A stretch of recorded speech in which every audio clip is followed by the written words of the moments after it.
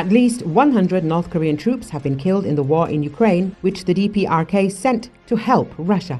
However, Pyongyang may send even more of its soldiers to Russia.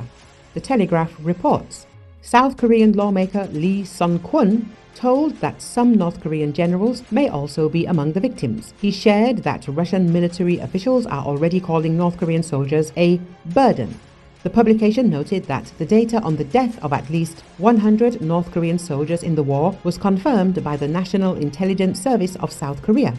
The agency also added that about 1,000 more DPRK soldiers were wounded during the fighting in the Kursk region of Russia. The North Korean troops' heavy losses are due to their lack of experience in combat operations involving drones and their unfamiliarity with open terrain. The publication recalled that US and South Korean intelligence services agree that North Korea sent more than 10,000 troops to the war. In addition, Pyongyang transferred more than 10,000 containers with artillery shells, anti-tank missiles, mechanized howitzers and missile launchers to the Russian Federation.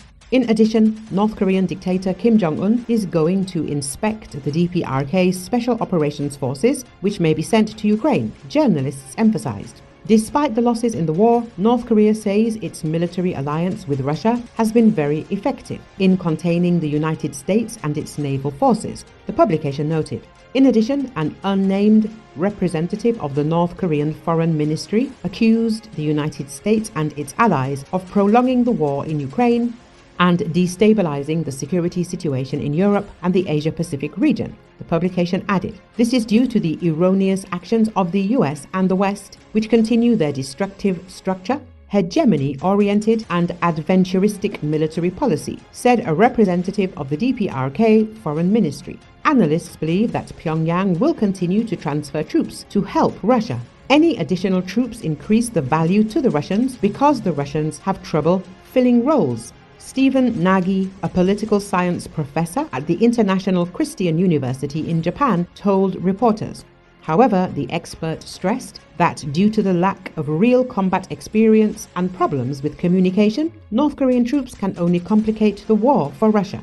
Earlier, the main intelligence directorate of the Ministry of Defense of Ukraine reported that at the forward positions in the area of the villages of Ruskaya and Konopelka, Plekovo, Ulanok of the Kursk region, units of the DPRK army complained about a shortage of ammunition for handheld anti-tank grenade launchers. It is noted that with the help of automobile transport of the water carrier type, North Korean attack aircraft were delivered to positions to replace losses and continue active combat operations.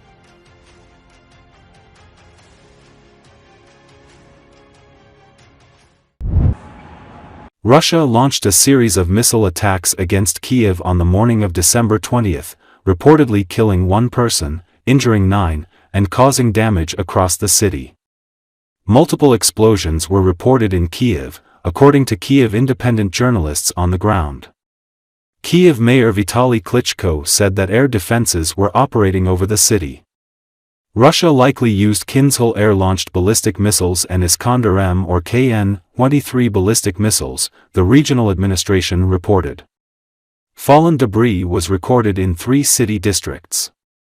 In the Holosivsky district, the missile wreckage damaged at least 2 office buildings, a gas pipe, and 5 cars. A fire broke out on the roof of one of the office buildings, and the 15th floor was damaged, possibly trapping people inside, authorities said. Fires also broke out in the Solomiansky and Shevchenkivsky districts of Kiev, as well as at a construction site in the Dnipro district. Serhiy Popko, the head of the Kiev City Military Administration, said that, according to preliminary reports, 1 person was killed. Prior to the air raid, Ukraine's Air Force warned that a MiG-31 Russian fighter jet capable of firing hypersonic missiles had taken off from a Russian airbase. In Kryvyi Rih, the number of victims of a Russian rocket attack has increased. 6 people were injured, according to the head of the Dnipropetrovsk Regional Military Administration, Serhiy Lysak, and the head of the Kryvyi Rih Defense Council, Oleksandr Vilkel. Emergency rescue and search operations at the site of the Russian missile attack have been completed in Kryvyi Rih. Russian attack partially destroyed a 2-story residential building and damaged 3 apartment buildings and 17 private houses. Over 20 cars, a social institution, and a hospital's inpatient department were also damaged. Patients were transferred to other medical facilities.